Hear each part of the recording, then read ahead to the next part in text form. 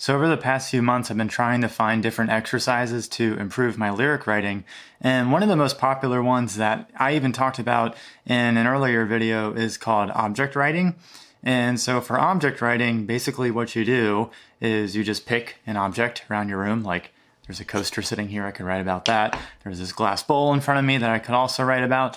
And you basically set a timer for 6 minutes and you write everything about that object, and you try to use sense-based language. So you use all your senses, taste, touch, sight, smell, sound, and feeling to try to talk about that object. And your goal is to try to just write nonstop about it. So don't take breaks. Don't try to think about it. Just word vomit onto the page.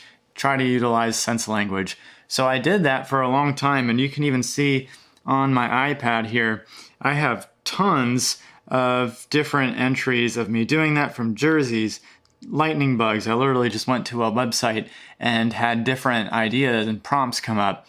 But the one thing that I started to realize is that while it sort of helped improve my ability to write in a more imaginative way, I found it didn't really translate that well into actual lyric writing, because while yes, lyric writing, it has to incorporate a lot of that sense language, the way that you write lyrics is totally different. There has to be a rhyme scheme. There's typically some sort of meter and rhythm. And when you're doing object writing, there's none of that. It's just free form, just word vomit, like I said before. So I wanted to try to take the concept of object writing and make it more relatable and specific to songwriting and lyric writing. And so I came up with something that I'll call lyric chunking, for lack of a better word. Maybe you can brainstorm a better word for it after I tell you what it is and put it in the comments. But basically, it's very similar to object writing.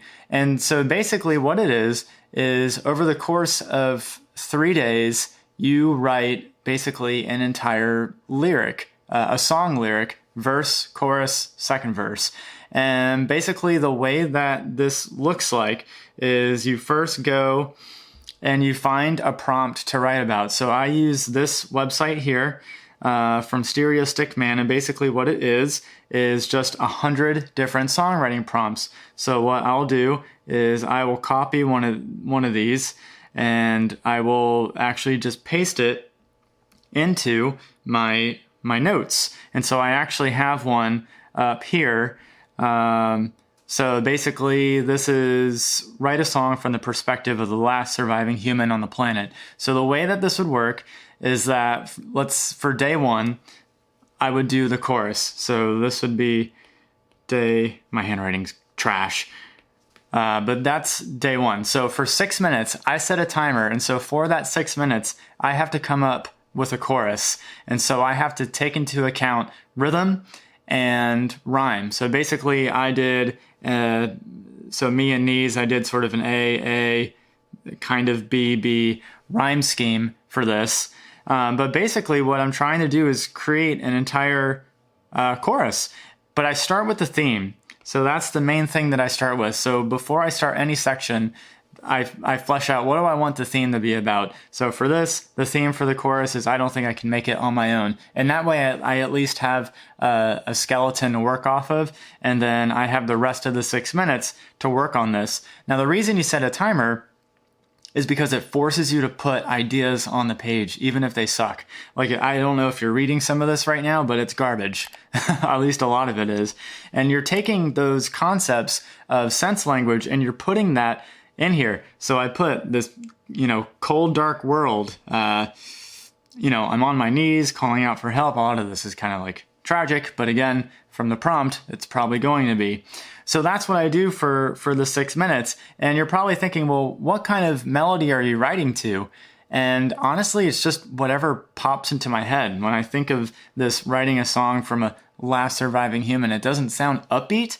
It sounds low tempo and probably somewhat sad or melancholic. So that's kind of like what goes on in my head. And so while the melody that's in my head isn't great, it at least serves for the meter of the song. So then that's day one. So then the following day, I do the verse one, and same thing. So I set a timer, and as soon as that timer starts, I come up with the theme.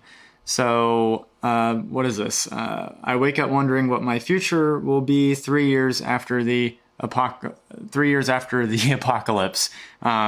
Yeah, the cool thing is that you can be very creative with this. You don't have to be serious about it. You can just sort of let your mind go into a really weird place. But as long as you're kind of utilizing some sort of a rhyme scheme and some sort of a way to utilize imagery, it makes this whole thing come alive. And so by the end of this, so day 3, you do the same thing, theme, and then lyrics. Once you have that, and I usually do about 2 stanzas per verse, then you have a fleshed out, potentially bad song, or maybe average, but the whole point is that it gets you writing lyrics faster. You're getting lyrics on the page versus just ruminating. We get, or at least I get into a mode to where I feel like there's create mode and edit mode.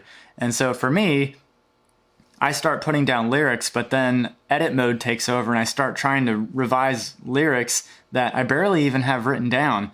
So I think this really serves a really good purpose in that it just forces you to put your thoughts down on the page, because if you don't, then at the end of 6 minutes, you're not going to have anything. And the goal is that you have this on the page. Now, a lot of times I'll go over 6 minutes, but I really try not to let myself go over 7 minutes.